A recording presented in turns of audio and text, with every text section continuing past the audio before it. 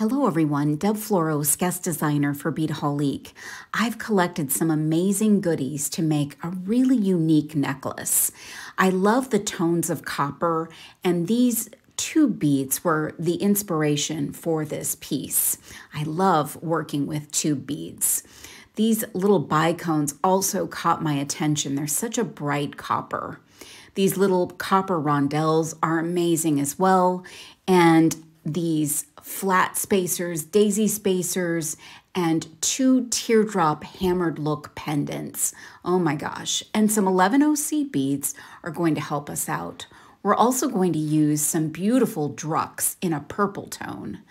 I'm using 49 strand beading wire, and I'm creating a pattern of seed beads and those small copper beads.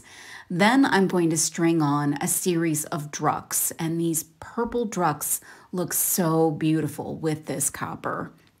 All that's separating them is a seed bead. Then I'm going to use a daisy spacer, a flat spacer, another daisy spacer, a seed bead, and then put on my first tube bead.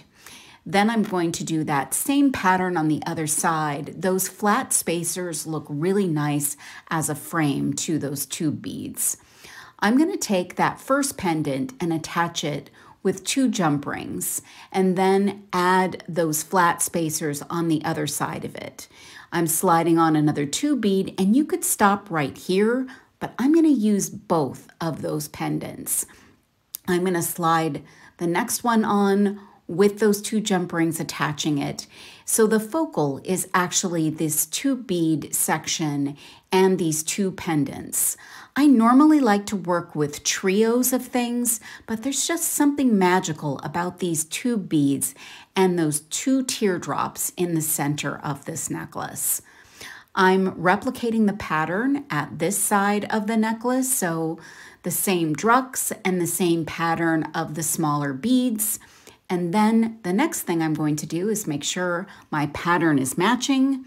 I'm going to attach some bead stoppers, cut my wire from the package, and move all those pieces away from my work area. I'm going to attach a really beautiful toggle by using size 2 crimp tubes and some French wire. I'm going to put that on and slide on the first part of my clasp. And I decided to add 1 druck to the top of those smaller beads. It just is going to allow for some additional security and ties back to the purple in the lower part of the necklace. I love how this came out. These pieces and parts all came together beautifully and were meant to be. You can find all of these pieces and parts at beadaholique.com. I hope you'll give this project a try. Thanks for watching.